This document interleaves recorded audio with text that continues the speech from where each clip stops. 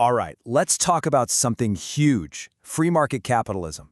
I mean, it's the economic system that pretty much shapes everything around us, from the price of your coffee to the phone you're probably holding right now.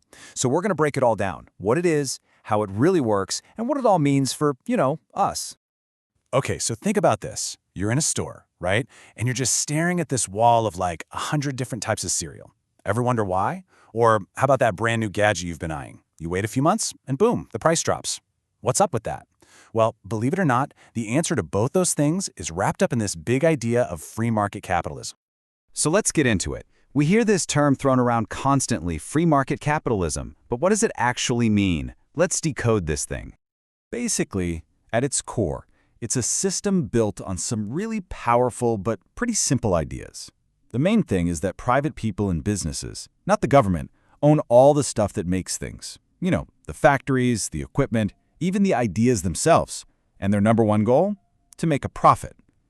The really key part here is that the government is supposed to take a step back and let the market do its thing. You can really boil it down to four main pillars. First up, private ownership. Simple, right? You can own your own stuff, whether that's a whole company or just a brilliant idea. Second, the profit motive. This is the big one, that drive to make money. It's what pushes everyone to create new and better things. Third, you've got minimal government intervention. Basically, a hands-off approach. And last, but definitely not least, is the thing that makes the whole engine go, competition. That's the secret sauce that's supposed to keep prices down and quality up. Right, so if competition is the engine, what makes it go? Let's get under the hood and see how this whole thing actually works, because it's all part of a cycle that never really stops. It's this really cool self-regulating loop. And it all starts with, well, us. We're the consumers. We want stuff, right? That's demand. So when we want something, that creates a business opportunity. Then producers have to compete against each other to sell it to us. And how do they win? They've got to innovate. They have to make better products or sell them for cheaper. It's this constant tug of war between what we want and what they're selling that ends up setting the prices for, well, pretty much everything. It just goes round and round. But, and this is a big but, no system is perfect, not by a long shot. For all of its incredible power to innovate and create wealth, capitalism has a flip side. It can cause some really major problems. It's a total double-edged sword. So on the one hand, you've got the promise, and it's huge. We're talking mind-blowing innovation, super efficient systems, and economic growth that can lift a lot of people up. But, on the other hand, if you let it run completely wild with no rules, the dangers are just as big. You can end up with giant monopolies that kill all competition. You can get these massive gaps between the rich and poor. And yeah, you can do some serious damage to the environment when making money is the only thing that matters. Okay, so that's the theory. What does this actually look like in the real world, with all the good and the bad? Let's take a look at an example that I'm pretty sure almost all of us have used, maybe even today.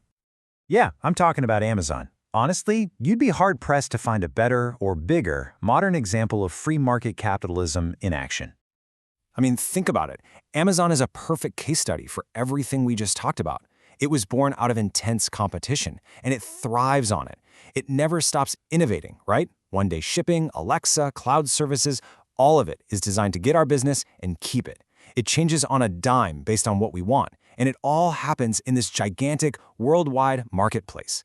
It's like seeing the textbook theory come to life, but on a scale that's almost hard to wrap your head around. And looking at a company like Amazon, with all its incredible success and, let's be real, all the controversies, it really highlights the biggest challenge of all. It's the central question for pretty much every modern country. How do you find that sweet spot, that perfect balance between the raw power of a free market and the need to have a fair society for everyone? You know, what's interesting is that even the biggest cheerleaders for free market capitalism will tell you it can't just be the Wild West. For the system to really work in the long run, you need two things. Businesses have to have some ethical responsibility, and you need some smart rules in place to make sure things are fair and that we're not destroying the planet in the process.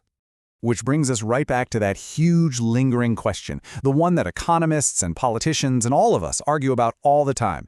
Where is that perfect balance between total market freedom and a truly fair society?